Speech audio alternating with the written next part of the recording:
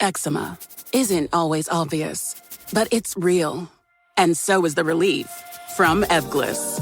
After an initial dosing phase of 16 weeks, about 4 in 10 people taking Ebglyss achieved itch relief and clear or almost clear skin. And most of those people maintain skin that's still more clear at 1 year with monthly dosing. Ebglyss, lebrikizumab LBKZ, a 250 milligram per 2 milliliter injection, is a prescription medicine used to treat adults and children 12 years of age and older who weigh at least 88 pounds or 40 kilograms with moderate to severe eczema, also called atopic dermatitis, that is not well controlled with prescription therapies used on the skin or topicals, or who cannot use topical therapies. Ebglyss can be used with or without topical corticosteroids. Don't use if you're allergic to Ebglyss. Allergic reactions can occur that can be severe. Eye problems can occur. Tell your doctor if you have new or worsening eye problems. You should not receive a live vaccine when treated with Ebglyss. Before starting Ebglyss, tell your doctor if you have a parasitic infection. Searching for real relief? Ask your doctor about Ebglyss and visit ebglyss.lilly.com or call 1-800-LILY-RX or 1-800-545-5979. What's up, everyone? Julie Stewart-Binks here, along with former NHL player Nate Thompson. We're doing a new podcast together. Here we go.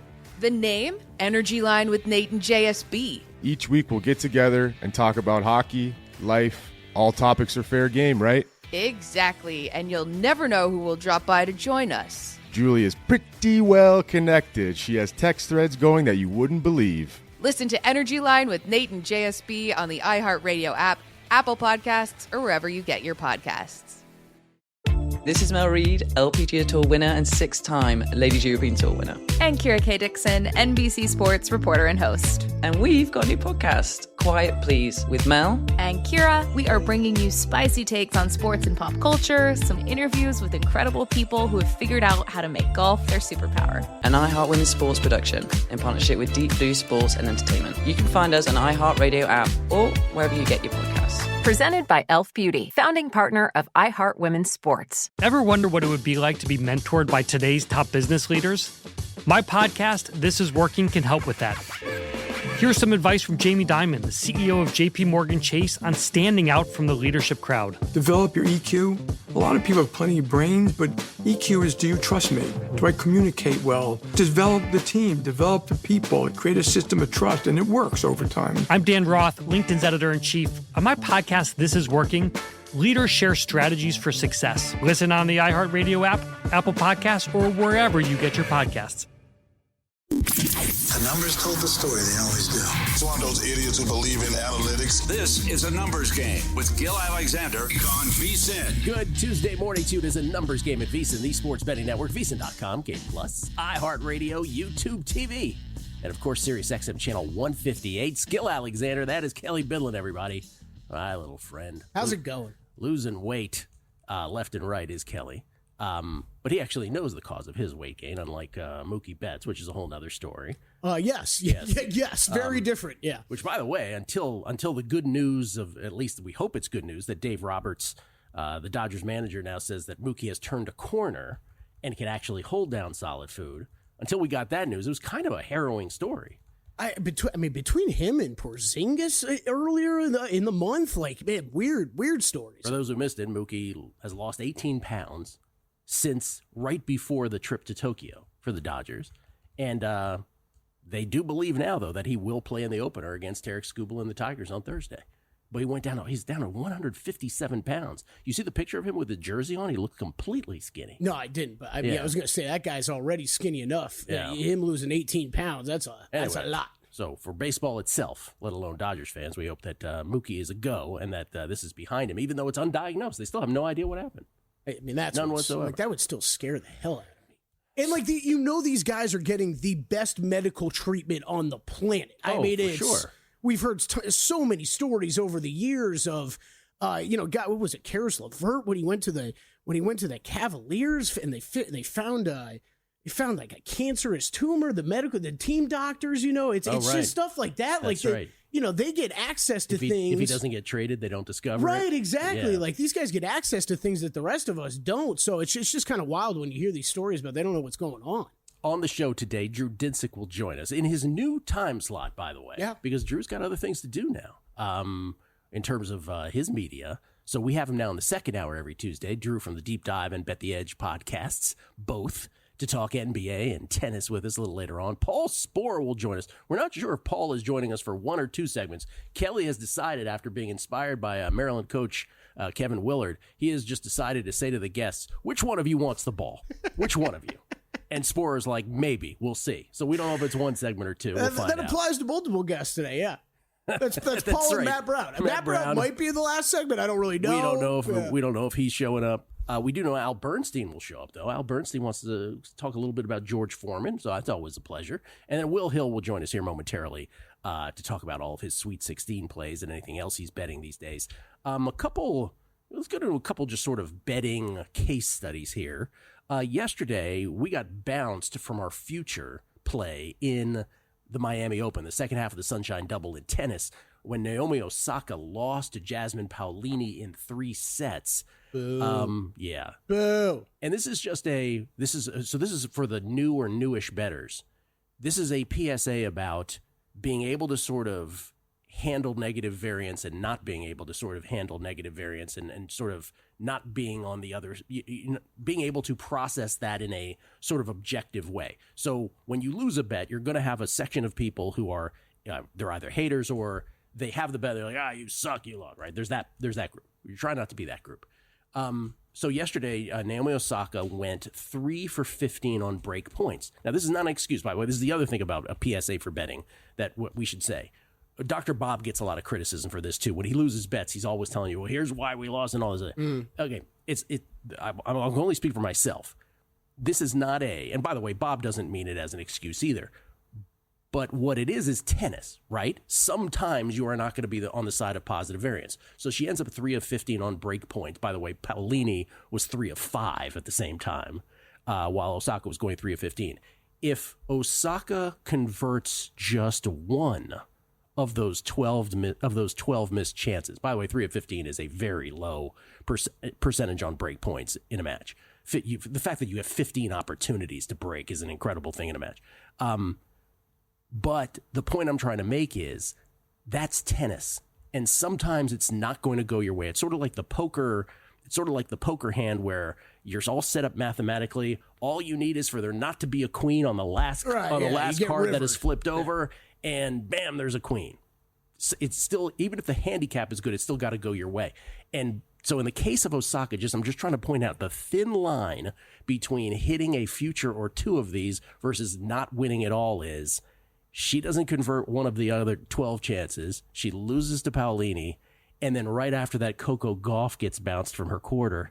And we would have had it set up as Osaka as a favorite over Lynette in the quarterfinal to try to hit our quarter future. So I just want to point out once again, this is part of being a good better long-term for the newer bettors is going to be able to process, hey man, it's still a good bet. It was still a great handicap. By the way, if I'm playing a future on someone not named Iga Swiatek, I mean business in a ladies tournament. And it was, that was the quarter to play her in. Again, 7-1. Some people got better on her a quarter. 66-1. We had her to win it all. In what has been a hard court season, let me be the first to say, that has not been the hard court seasons we've been accustomed to around here. Sort of the wife that is about to get divorced, I don't know the lifestyle I'm accustomed to. This has not been 2021, 22, or 23 hard courts, or 24 for that matter. This has been a hard court season where the upsets that I normally hit on aren't manifesting, but the ridiculous upsets of the top players like the Carlos Alcarazes and the Daniil Medvedevs and the top players like Coco, the ones that I would not necessarily predict are actually the ones coming through. So that's just been the nature. Nothing is ever static. But I think the Osaka thing is a good case study for folks who are like, it's not an excuse. Sometimes it's just tennis, right? Sometimes it's not going to go your way. Yes. Can it be frustrating? I'll tell you when it got frustrating for me yesterday is when Arthur Fils, our first play yesterday, then he started out like 1 of 9 on break points. And the 2 of those combined, I'm like, is this a joke? Yeah. Right? But you have to be able to understand, wow, think about the thin line we had from getting bounced completely and perhaps winning at the very least the quarter at a 7-1. That's betting sometimes. By the way, we do have 3 tennis plays today after a 1 and 2 yesterday where Fils was the only winner ultimately. And one of those was Fonseca, who was up a break in the third, and then he just gassed against de Minaur, who's an Energizer bunny. And then the third one we were just wrong on. But Magda Linette, speaking of Magda Linette, plus 150 versus Paolini. is the play. And I believe we're on a really good CLV on that. Again, this is for all subscribers, VSiN.com/picks. Every host, every guest, every sport, all their plays for subscribers at VSiN.com/picks. Played all these were given out last night, and Bill Adee does that where he puts them up for us. Lynette right now, and I just want to make sure that it's in the playable range here on her, because we get plus 150, and right now Lynette is at plus 131. Not exactly the same.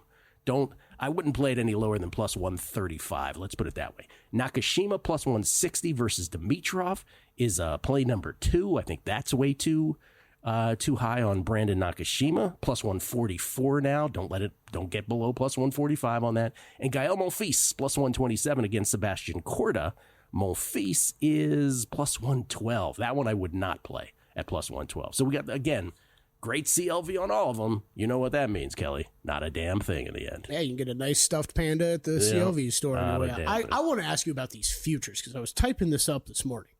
On the men's side now, I don't remember the last time we've been in a tournament, I mean, period, that you and I have talked about that you've been betting, and we looked at futures prices, which is, yes, usually the Grand Slams and then some of the other bigger ones. But you are talking 10 guys that are 18-1 or shorter over at DraftKings to win the Miami Open now with the field that is remaining. That's because Carlitos got bounced. It's wild, though. Yep. I mean, Djokovic, Zverev, Sebastian Korda down to 7-1. Like, this is... it's just wild. Yeah, that's too short on Korda. We're actually against him today. I would think everybody else, though, is justified. I don't know why Korda would be in there. But Djokovic, Sasha Zverev, de Minaur, Fritz, you could even make a case for Dimitrov, even though I'm fading him today as well. I think that's all justified now that Carlitos is out. And there's Novak, who you called and didn't bet beforehand. The other sort of case study in betting yesterday, so Cam Ward finally had his pro day. He did show up. He did have one signature pass where he was fading to, or sort of flushed out to the left, threw it across his body, and it was beautiful, and everybody's going crazy. But what we're looking for betting purposes, we're looking for a tell on anything. Like, is Tennessee absolutely going to draft Cam Ward number 1? And Kelly, in addition to them sending their front office brass, which, by the way, Cleveland did not. Kevin Stefanski, Andrew Berry, their GM, neither were there for it. So Cleveland is like, we're clearly not drafting this dude. He's going 1. Tennessee had their social media folks out there. They had their social media folks out there and a film crew.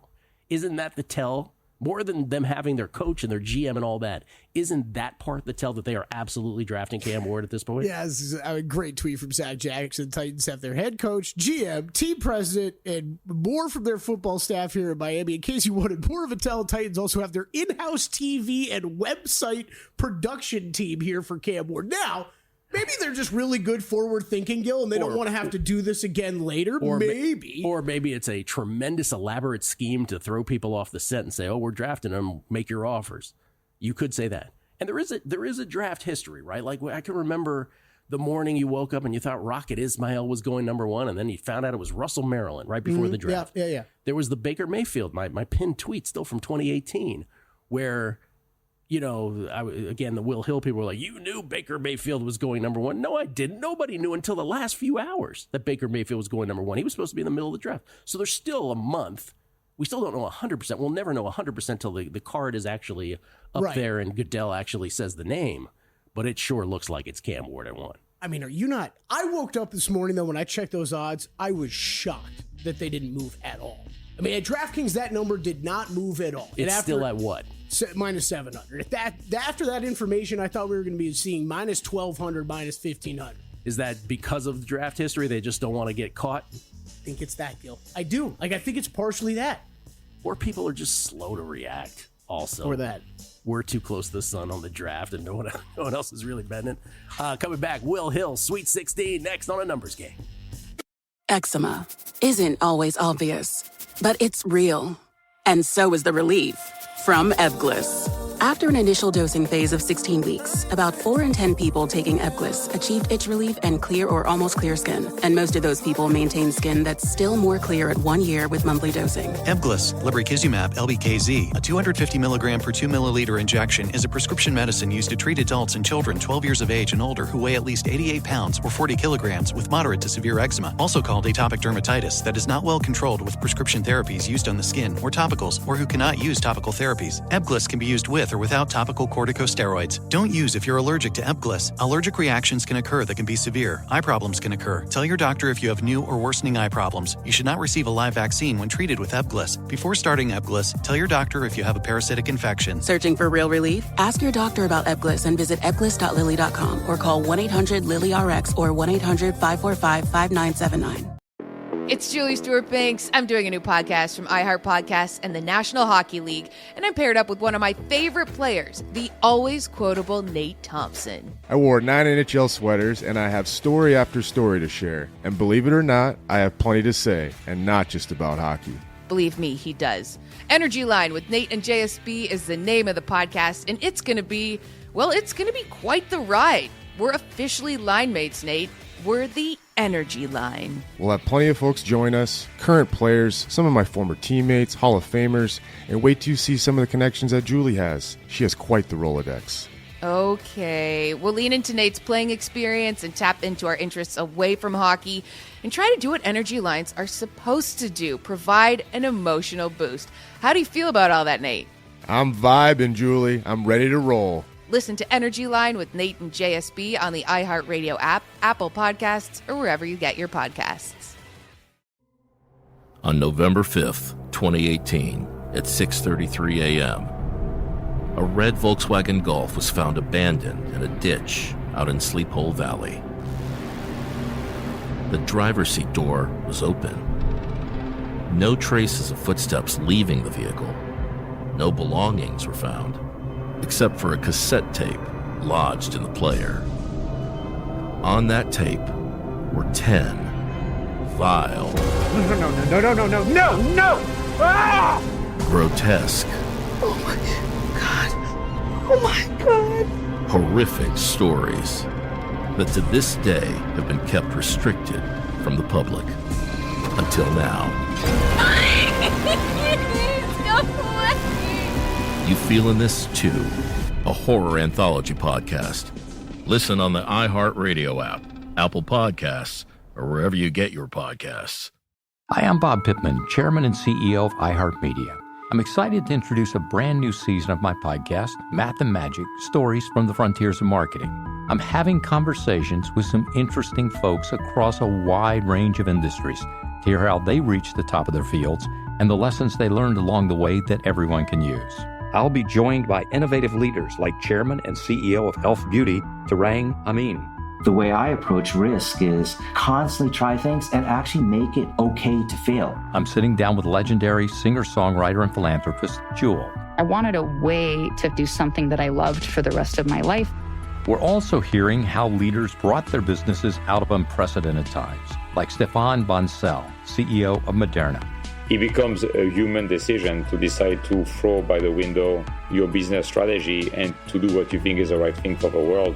Join me as we uncover innovations in data and analytics, the math, and the ever-important creative spark, the magic.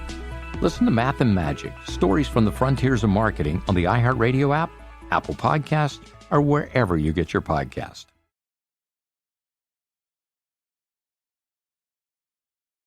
The numbers told the story, they always do. It's one of those idiots who believe in analytics. This is a numbers game with Gil Alexander on VSiN. Hour number 2 of a numbers game at VSiN, the sports betting network, VSiN.com, Game Plus, iHeartRadio, YouTube TV, and of course, Sirius XM channel 158. It's Gil Alexander. That's Kelly Bidlin, everybody. Still to come this hour, Boxing Hall of Fame announcer Al Bernstein will join us, say a few words about the passing of George Foreman this weekend. We had Ernie Shavers once on a numbers game with me in studio at the South Point. It's just a great guy. And George Foreman, I mean, he went from a guy that everyone feared as a heavyweight boxer to a cuddly second act as an older guy who got back into the ring. And we'll have Al put him into perspective here a little later on the show. George Foreman, who named all 5 of his sons George, if I'm not mistaken. Is that true as well? I believe that's a little note about George as well. And Drew Dinsick will join us momentarily. I just want to say this, Kelly. I want you to rate what is a more harrowing experience. I'll just give you a few options. Ready for this? Bungee jumping. Okay. Option 2, being chased by a bear.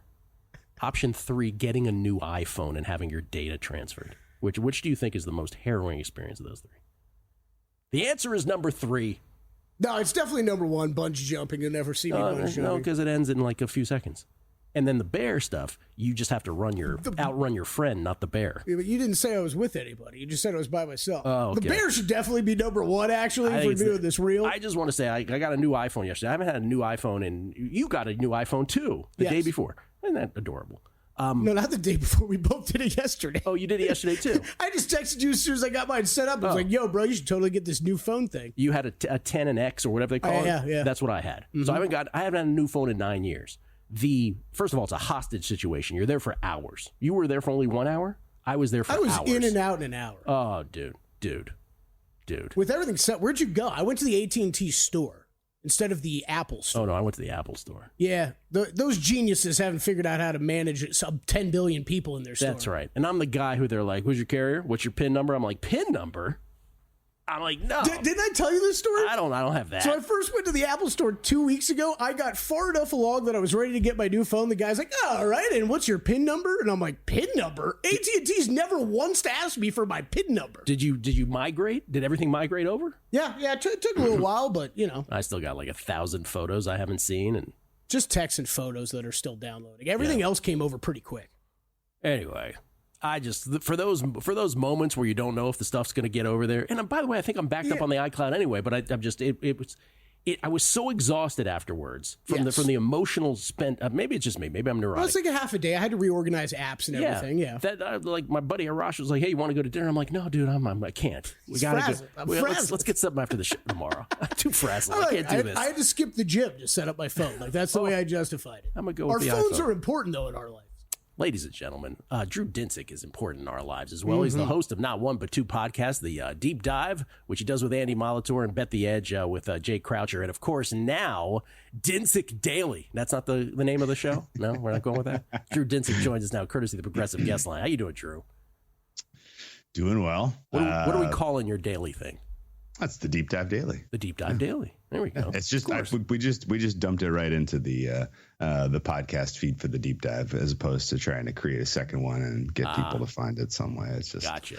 That one just gets populated every day now. So Drew, let me ask you this: Can we? Are you taking guest on guest questions? One of our regular guests has a question for you.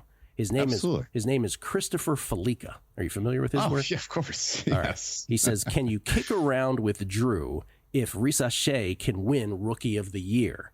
Couple people I know, he goes on to say, couple people I know think he should. And Kelly responded, "Need Castle to miss some time with his injury, in my opinion. Not dead though." Your opinion is what?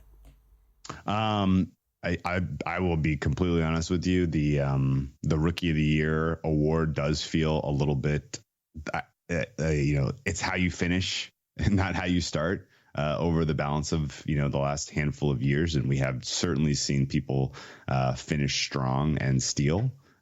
What's the most obvious example, of course, and Kelly remembers this well, I'm sure, was the Scotty Barnes year, where the Raptors just into the close were just en fuego, and Barnes was the beneficiary of that, stealing that award.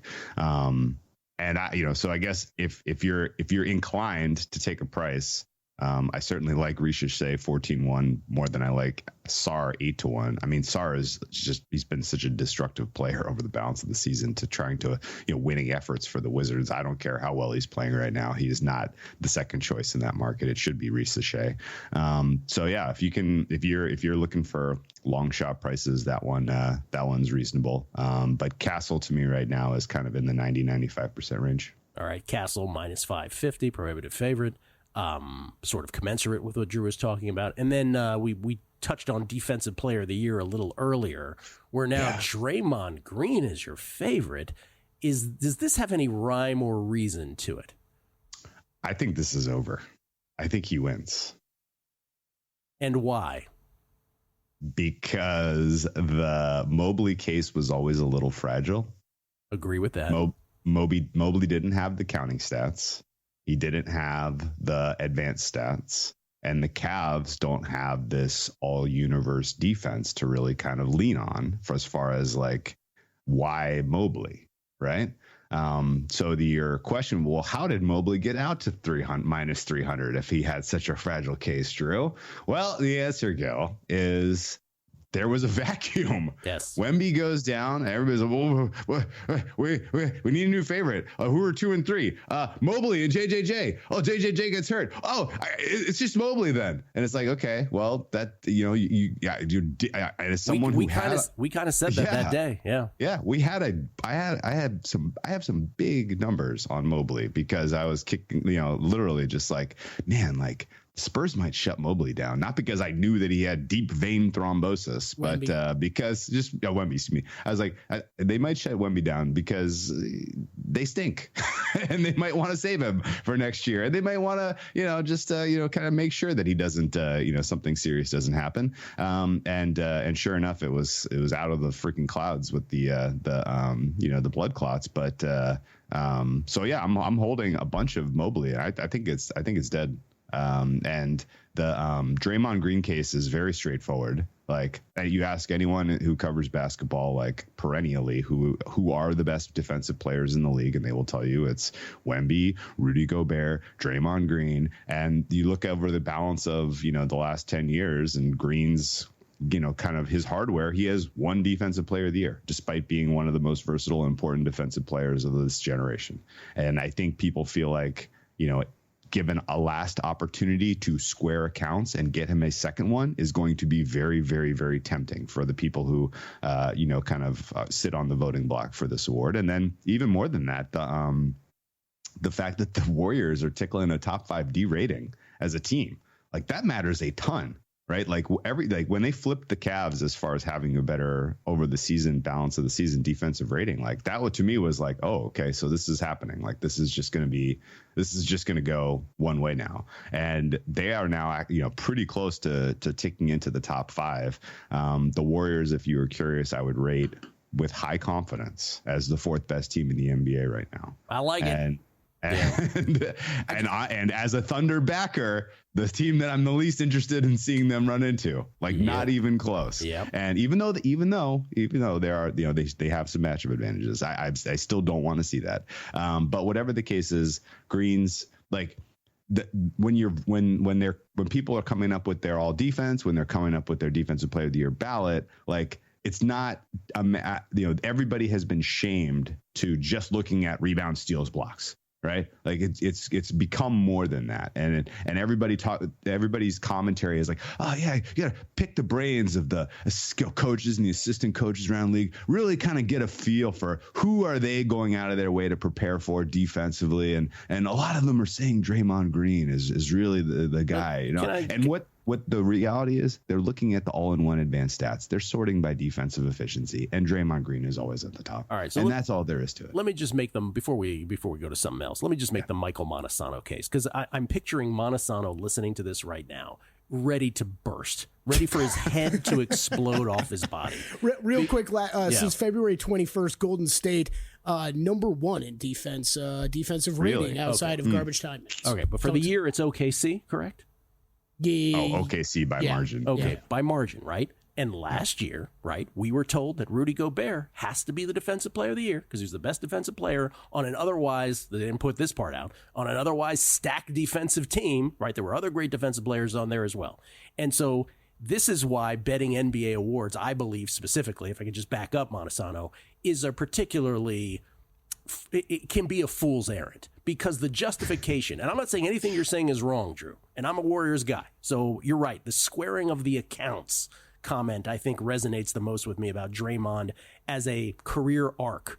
But what we're talking about then is a different reason given every year for why someone should win this award, right? Because if we were doing it the Rudy Gobert way, well, one of those Thunder players ought to be the Defensive Player of the Year. And maybe Mr. 150-1, Shai Gilgeous-Alexander, actually ought to be that player if we're being consistent. But we're never going to be consistent with an award like this because we're just making it up as we go along, right?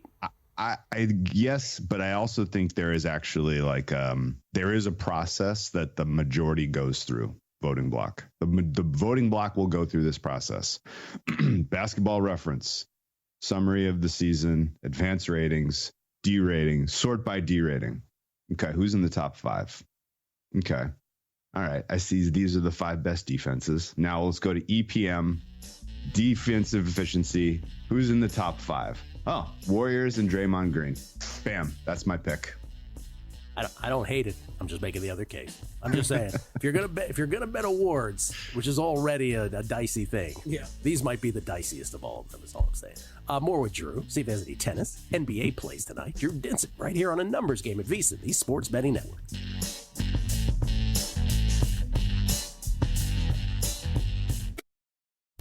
A Numbers Game on VSiN, the Sports Betting Network. Your bracket might be done, but the tournament is not. Neither are your chances to win. Become a VSiN Pro subscriber today for just $9.99 and turn tournament heartbreak into betting success with daily best bets from VSiN hosted guests, exclusive betting splits from DraftKings and Circa, 24/7 video access on the VSiN Watch app, full VSiN.com access with expert analysis and betting systems, plus our March Mania betting guide, your game plan for profitable plays. Don't let a busted bracket keep you from winning. Sign up now at VSiN.com/subscribe for just $9.99 and let VSiN help you turn the madness into money.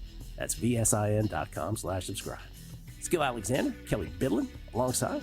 We get tweets at Beating the Book. This is from, talking about our thing here. Well, first of all, Chris Heath, a lot of subjects we've talked about. We'll try to cover some of them here. He says, Chris Heath, for a few years in a row on sportsbook.ag, I would use the cash out option, our discussion about cash out options earlier, after betting a World Series future on a team like the A's or the Rays at a big number, and then after a hot start to the season, he presses the button, cash out. This was akin to when we were talking about the Carolina Panthers this year. That's so great. And they had they were like double digits to win the NFC South. Like 100-1, right? Yeah. Or maybe they were 100-1. No, it was 100. They won a game, and then people were like, "Oh, should we cash out?" We were like, "Yes." Immediately. Great bet, but cash out right now. Cash out immediately. BP futures bet. Kelly with a bunch of little kids in the Dizzy Bat contest equals Andy Reid in the punt, pass, and kick contest. That's a great comp. That's exactly right. Steve the Proxy talking about people that you admired who let you down. He says, I met Mike Tyson in 2014 at the Boxing Expo.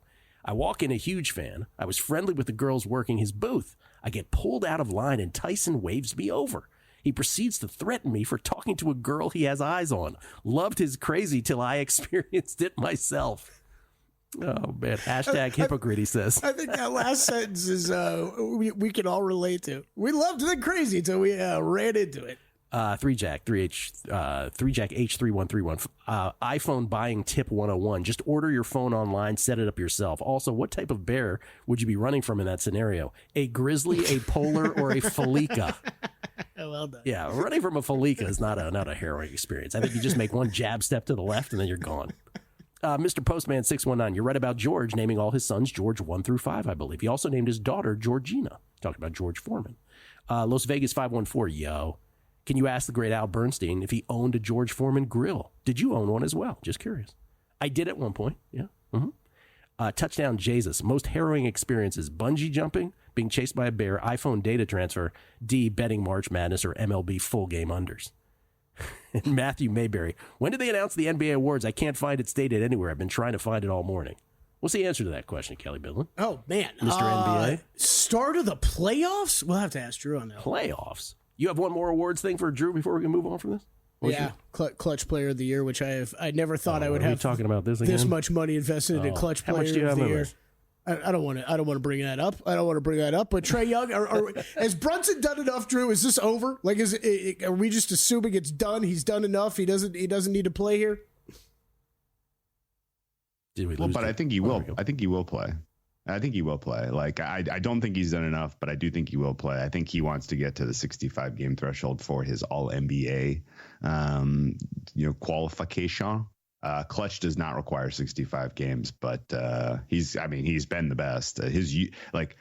The case for him is pretty straightforward. If Kelly, if you're going to start using your social media clout to really campaign for Brunson Clutch Play of the Year, his clutch usage is it's truly insane. Like, I don't recall ever seeing a player getting this much usage in, at end of game, and on top of just being the highest usage guy, he's a very efficient guy as well. So his case is strong, but it's not over yet, because right now at least Trae Young has more points scored.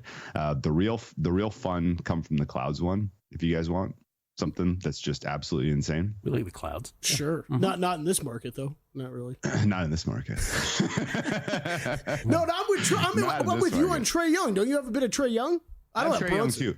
Oh yeah, no. You don't have Brunson? No. Oh yeah, no. I think Trae Young, right? I think it's 50-50 between those two players. I'm against Jokic in that market. That's it, because Jokic was like minus 120 at one point, which made zero sense. But the come from the Clouds awards odds that I think is you got to start paying attention to.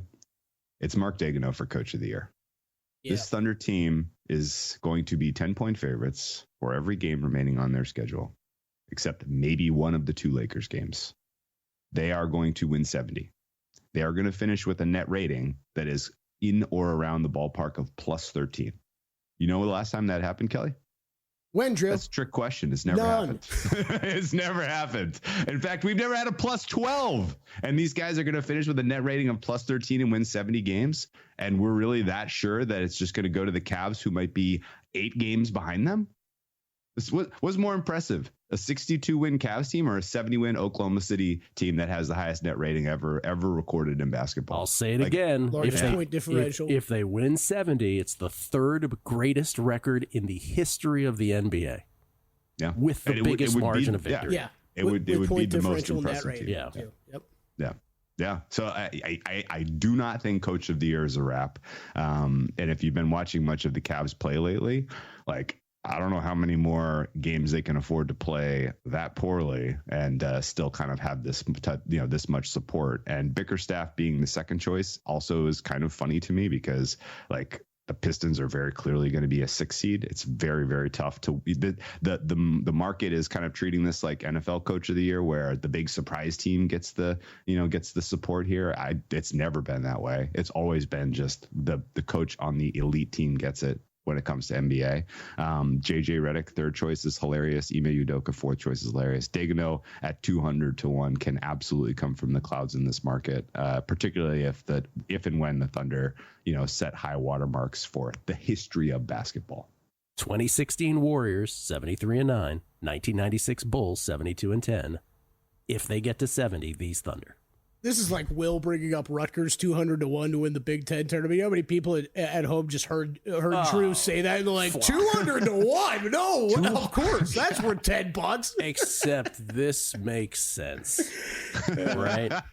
Rutgers kind of did, but because they had the 2 lottery picks. That's all I needed to hear. I'm like, you tell me they got 2 lottery picks on their team. They're 200-1? Bailey and Harper, but like... I just do feel I agree with the sentiment that Kenny Atkinson has been this fait accompli. He's the winner. Let's not ever talk about it again.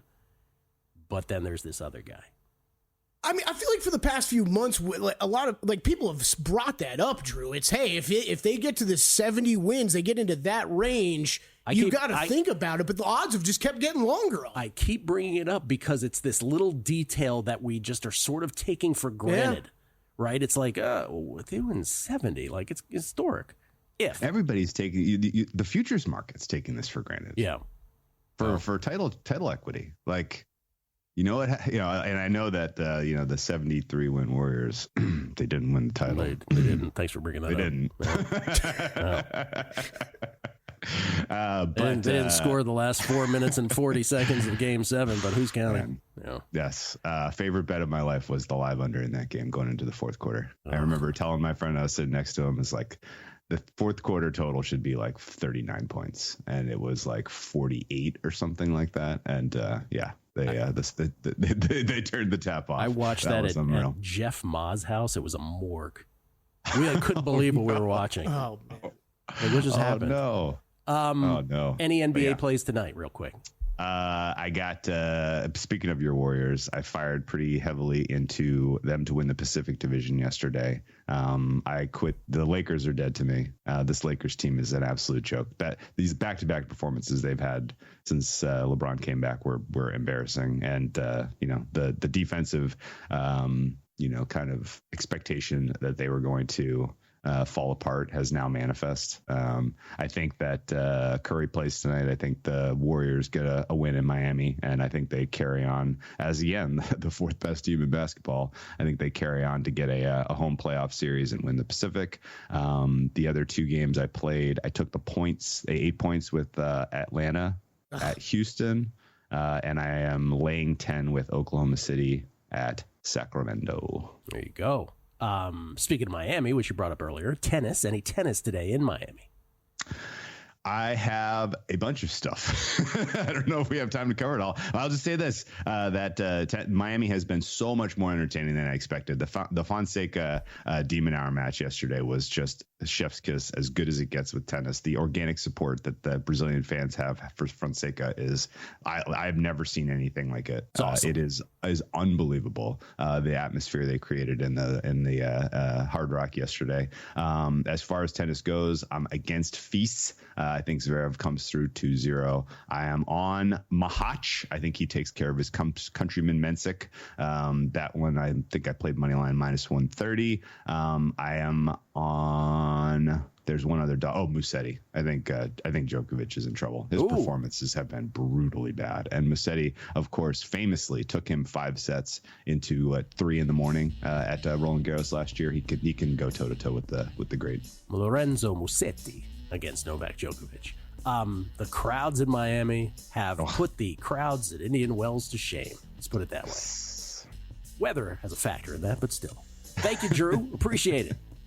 Best luck, guys. Drew Dinsick, everybody. Always bringing it right here on the Numbers Game at VSiN, the Sports Betting Network. Check him out at whale_capper on Twitter. Al Bernstein, the Hall of Famer, next. Eczema isn't always obvious, but it's real.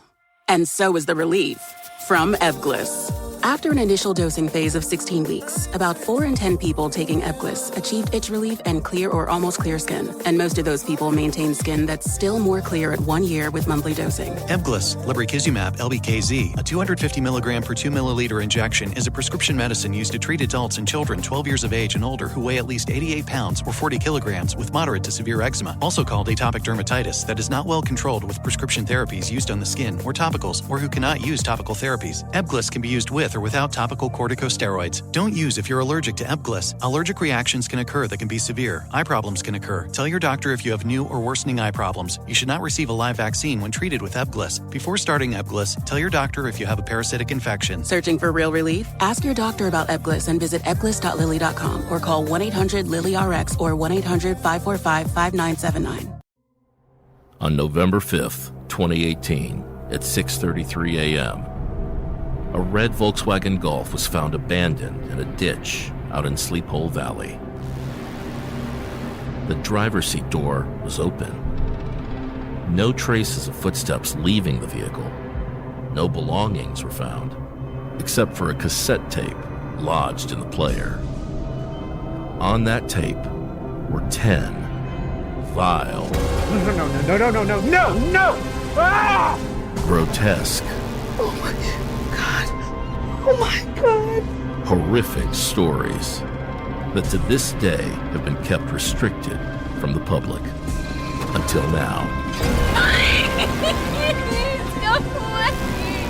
You feeling this too? A horror anthology podcast. Listen on the iHeartRadio app, Apple Podcasts, or wherever you get your podcasts. It's Julie Stewart-Banks. I'm doing a new podcast from iHeart Podcasts and the National Hockey League, and I'm paired up with one of my favorite players, the always quotable Nate Thompson. I wore 9 NHL sweaters, and I have story after story to share. And believe it or not, I have plenty to say, and not just about hockey. Believe me, he does. Energy Line with Nate and JSB is the name of the podcast, and it's going to be quite the ride. We're officially line mates, Nate. We're the Energy Line. We'll have plenty of folks join us, current players, some of my former teammates, Hall of Famers, and wait till you see some of the connections that Julie has. She has quite the Rolodex. Okay, we'll lean into Nate's playing experience and tap into our interests away from hockey and try to do what energy lines are supposed to do, provide an emotional boost. How do you feel about all that, Nate? I'm vibing, Julie. I'm ready to roll. Listen to Energy Line with Nate and JSB on the iHeartRadio app, Apple Podcasts, or wherever you get your podcasts. We ready to fight? I'm ready to fight. Is that what I thought it was? Oh, this is fighting words. Okay. I'll put the hammer back. Hi, I'm George M. Johnson, a best-selling author with the second most banned book in America. Now more than ever, we need to use our voices to fight back. And that's what we are doing on Fighting Words. We're not going to let anyone silence us. That's the reason why they're banning books like yours, George. That's the reason why they're trying to stop the teaching of Black history, queer history, any history that challenges the whitewashed norm. Or put us in a box. Black people have never, ever depended on the so-called mainstream to support us. That's why we are great. We are the greatest culture makers in world history. Listen to Fighting Words on the iHeartRadio app, Apple Podcasts, or wherever you get your podcasts.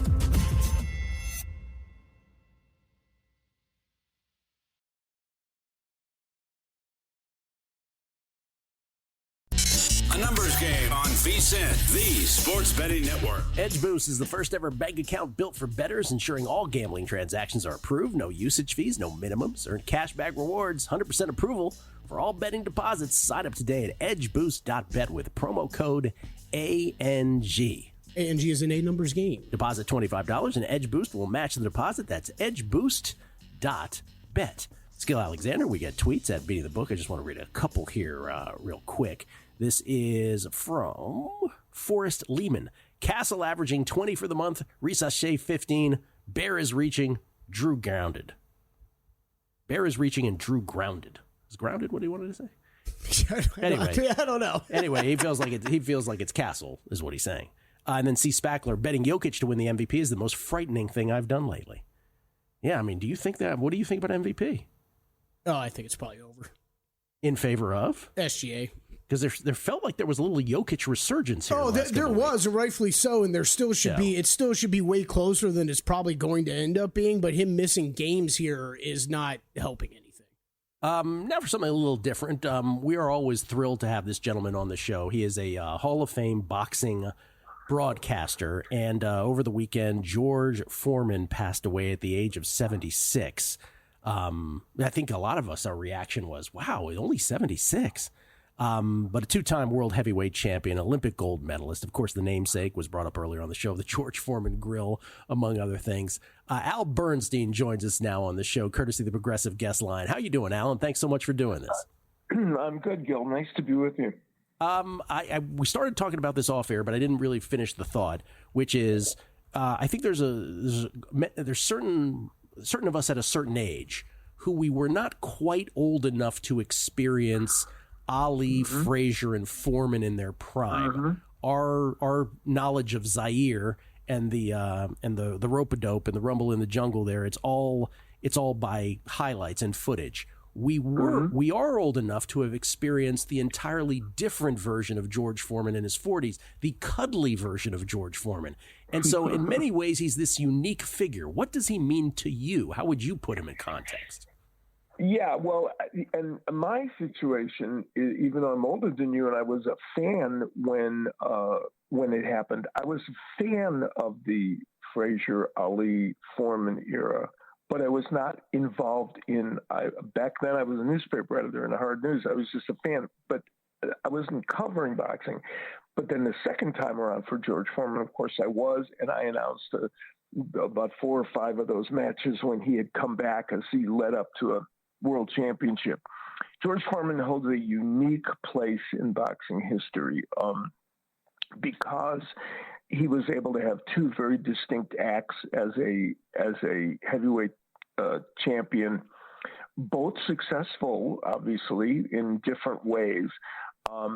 And the fact that he was able to reinvent himself at such a later age and come back and really be almost a different fighter, and in theory a different person. Though even when he was younger, he had that same sense of humor, but he just didn't show it to the public. But his place is a unique one, and for me personally, it's important because I was good friends with George. He wrote the foreword to my book, and we had a great relationship over the years.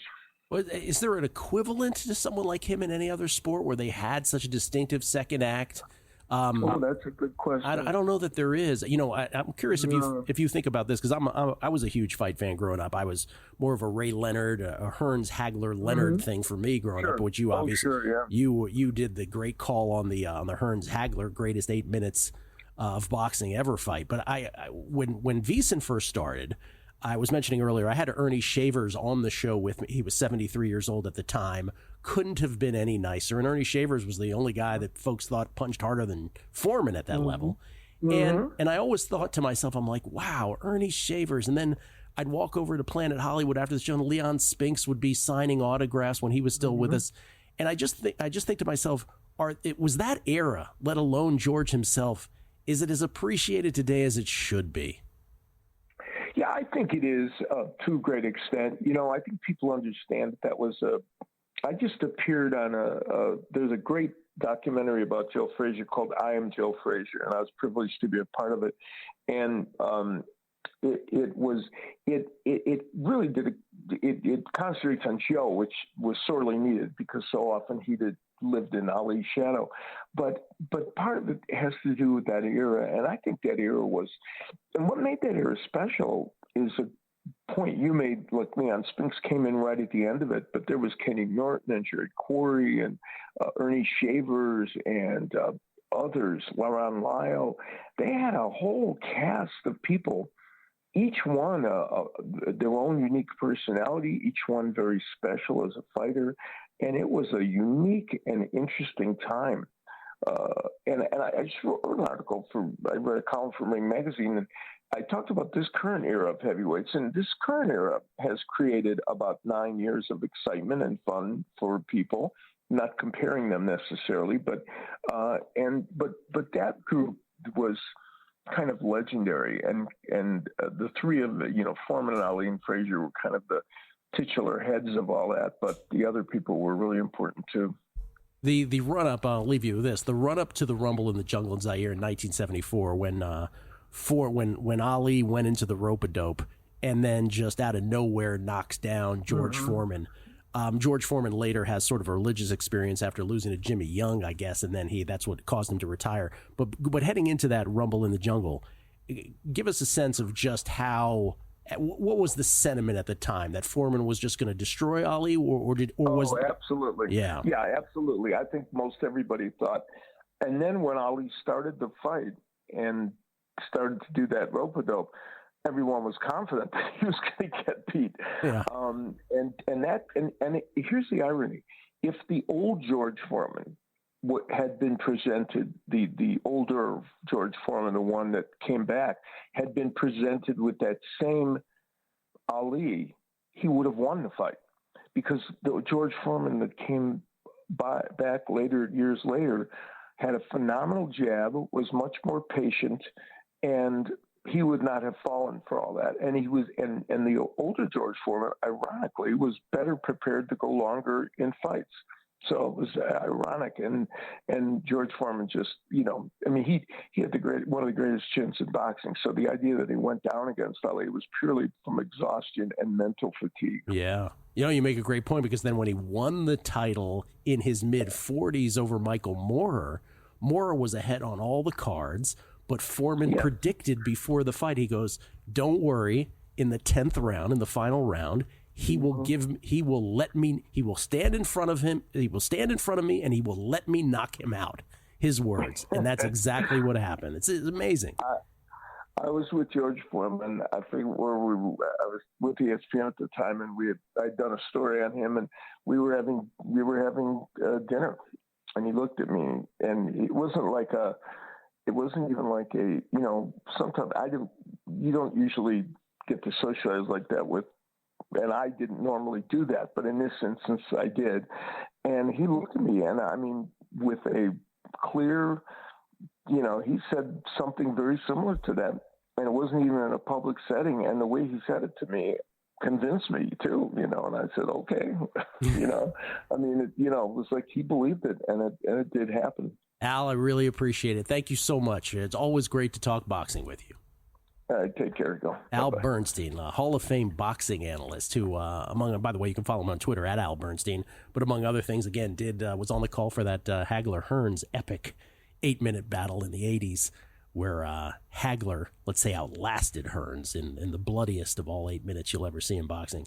The thing about Foreman beating Moore, though, and then the reason I wanted to have Al on, too, and, Foreman specifically, the fact that he had those 2 acts, I don't know what the equivalent is in another sport, and I don't know how to even properly convey to younger folks how amazing it was that he came back as an old man, let's face it, old man in his 40s, right, at boxing, and just took down these young whippersnappers and won the title.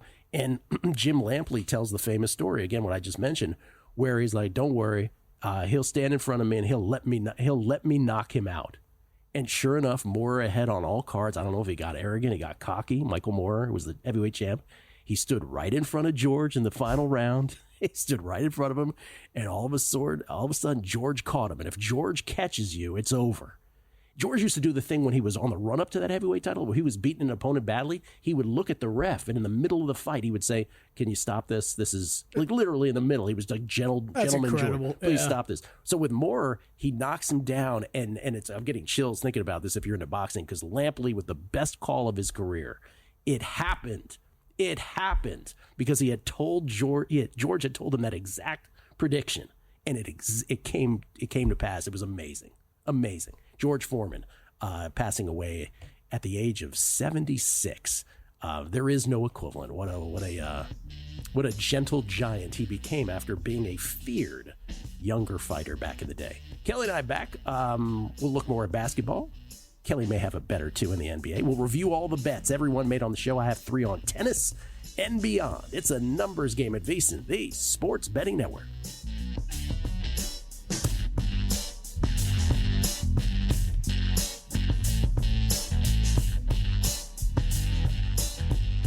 Eczema isn't always obvious, but it's real. And so is the relief from Ebglyss.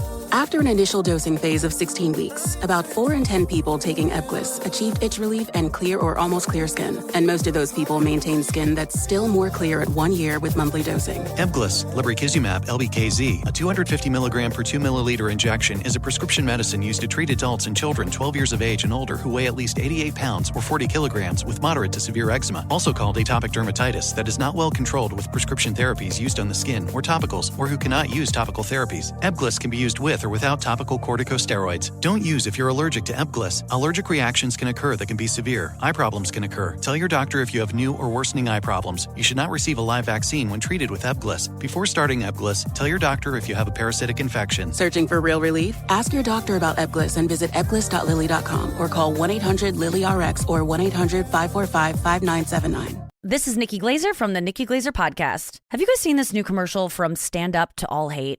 It's basically Snoop Dogg and Tom Brady going back and forth with reasons that they hate each other.